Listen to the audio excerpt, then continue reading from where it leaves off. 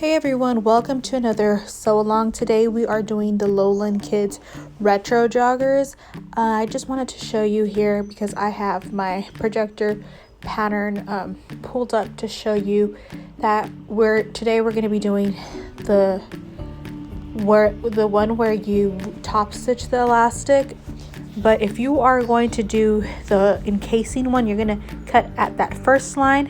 But if you're doing the one that we're going to do today, you're going to cut at that top line because you're going to fold over and top stitch at the end.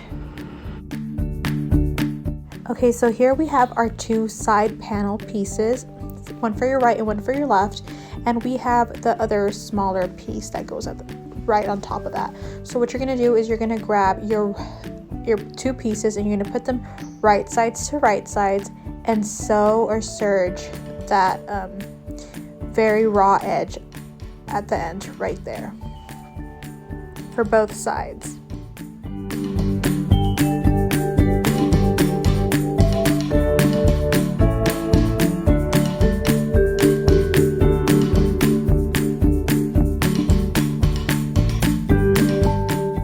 Okay, so now you're going to grab your other part, your other side piece, and you're going to do the same and put them right sides together with that other top one you just did, and you can do this for both sides as well.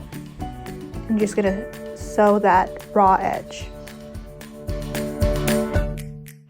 Okay, so it's going to look something like this, but you have to add that smaller last piece as well, just the same way we did those other two pieces.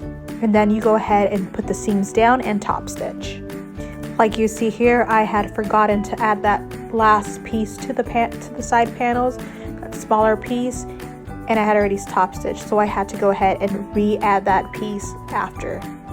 We're going to take our front pieces and our back pieces and sew along the curve, and then do the same thing for your back piece. You're going to sew along that curve for both pieces, front and back.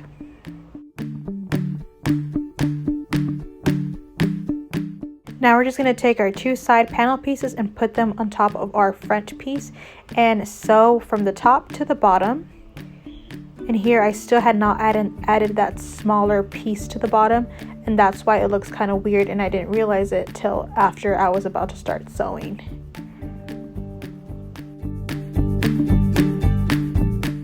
Okay, so now that we've got everything figured out, because it took me a bit to realize I hadn't added that smaller piece, we are just going to place our front piece on top of our back piece, and we're going to sew as we were any other pair of pants, just from the top to the bottom of the leg, same to the other side and in the middle as well. Okay, so this is what it should look like now that we've done everything. It is time to add our cuffs, and we have our cuffs ready and our elastic as well. So we would just add our cuffs like we would any other cuffs.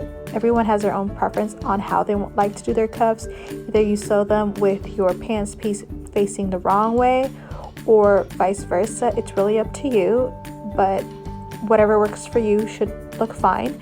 And once we add our cuffs, it's time to add our elastic, and we'll do that in the next step.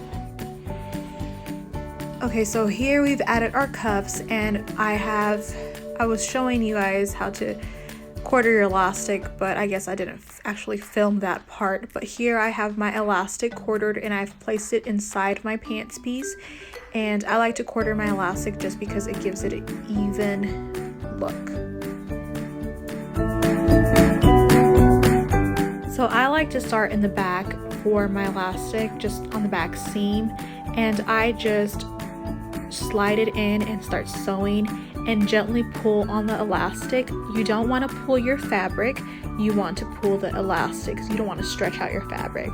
So just stretch that elastic as you go and go all the way around to the beginning where you started. Make sure to take out all the pins or clips so you don't catch it on your sewing machine.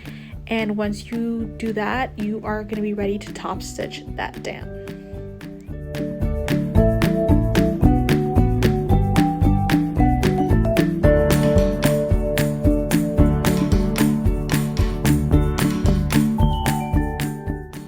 Okay, so we are done sewing that elastic to the pants piece. All we have to do is fold it down, and then we are just going to top stitch that all around. Use your cover stitch, your regular sewing machine. I just used a regular sewing machine, and you should be good to go after that. You can add a faux drawstring if you wanted to, but it's your preference. Here's what it looks like once it's finished. I apologize for the short video and all the crazy explanation, but if you have any questions whatsoever, just feel free to ask, and I hope you've enjoyed this video. Thanks for watching.